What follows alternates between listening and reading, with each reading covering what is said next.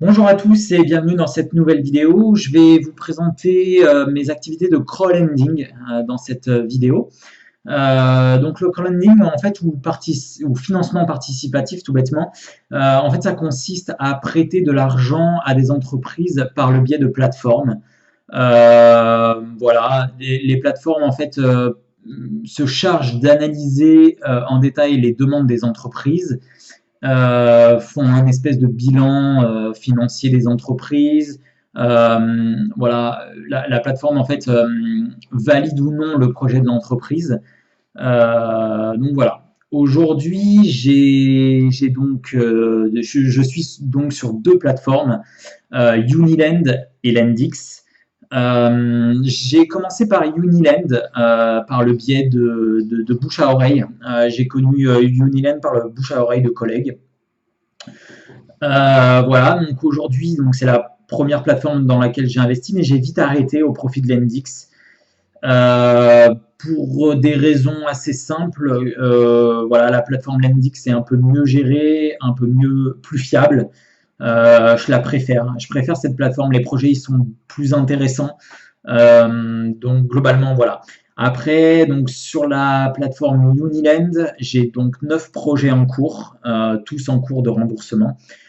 J'ai un rendement positif de 8,15% sur cette plateforme. Donc au niveau du rendement, c'est énorme. Après, au niveau des projets, le plus long projet fait 5 ans. Donc voilà, c'est ce qui m'a un peu aussi fait partir de cette plateforme. L'Index, les projets sont un peu plus courts. Voilà, le crowdlending, je le vois plus pour du court terme, vraiment du court terme, max 3 ans, vraiment du court terme. La deuxième plateforme sur laquelle je suis, donc c'est Lendix. Voilà. Sur cette plateforme, j'ai un total de 35 projets en cours. J'ai un rendement total brut avant défaut de 6,61% et un rendement net après défaut de 4,60%. Donc, quelle est la différence entre le rendement avant et après défaut? Typiquement, quand un projet ne s'aboutit pas, typiquement, donc j'en ai un. En gros, l'entreprise, par exemple, le projet sur lequel l'entreprise a voulu demander du financement auprès de la plateforme, l'entreprise a fait faillite. Rassurez-vous, et ça me rassure aussi, je vais être remboursé de mon financement. La plateforme a vraiment, c'est la plateforme la numéro 1, hein, Lendix, sur les plateformes de crowdlending. Donc, voilà, je vais être remboursé et donc la différence entre l'avant et après défaut, c'est ça. En fait, ce qu'on appelle un défaut, c'est quand l'entreprise ne rembourse pas sa mensualité.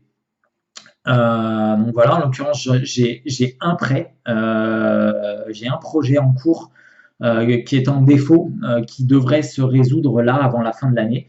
Typiquement, je devrais récupérer ma mise de départ dans l'intégralité. Voilà. L'ensemble des projets que j'ai sur l'Endix vont de 12 à 48 mois. Donc c'est un peu plus court quand même que Uniland.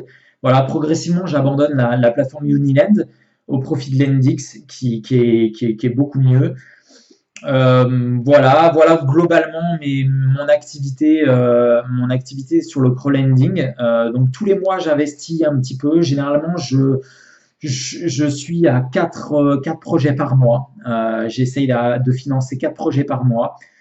Voilà, donc c'est un peu voilà, j'ai l'impression donc de contribuer et je contribue au développement des TPE PME qui ne vont pas voir la banque directement, mais vont voir ces plateformes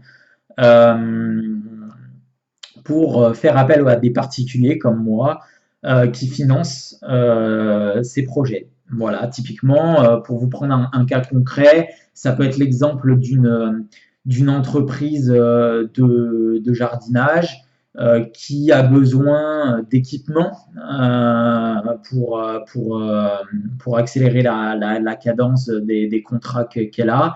Et donc, par exemple, cette entreprise, pour acheter des équipements, a besoin de 50 000 euros par exemple. Et au lieu d'aller voir la banque et de dire, bah voilà, j'ai besoin de 50 000 euros, voilà, typiquement, c'est nous, particuliers, qui financent ce projet à cette entreprise par le biais de plateformes, en l'occurrence Lendix. Donc voilà, donc je contribue un peu au développement des TPE-PME par ce biais. Voilà, on peut financer des projets avec entre 20 euros, donc on peut mettre minimum 20 euros sur un projet. Et le maximum, c'est 1000 euros de mémoire. On ne peut pas mettre plus de 1000 euros sur chaque projet. Donc voilà, après, voilà, que dire de plus? Je pense que c'est pas mal. C'est un bon moyen de diversifier son portefeuille. Voilà, pour l'instant, je suis à 4,60%. Normalement, quand je vais récupérer mon projet, qui est un peu en défaut en cours, je vais récupérer 6 à 6,5% de rendement, donc ce qui est quand même honnête. Donc voilà, si j'ai pas plus grand chose à vous dire concernant le crowdlending, sachez que c'est plutôt pas mal. Je vous encourage à le faire. C'est assez simple. Pareil, si vous êtes intéressé, il y a un moyen de parrainage. Il n'y aura pas de souci. N'hésitez pas à me contacter si vous avez des questions sur le crowdlending. N'hésitez pas à m'envoyer des mails, des messages. J'y répondrai volontiers. Et puis je vous dis à bientôt pour une prochaine vidéo. Ciao, ciao!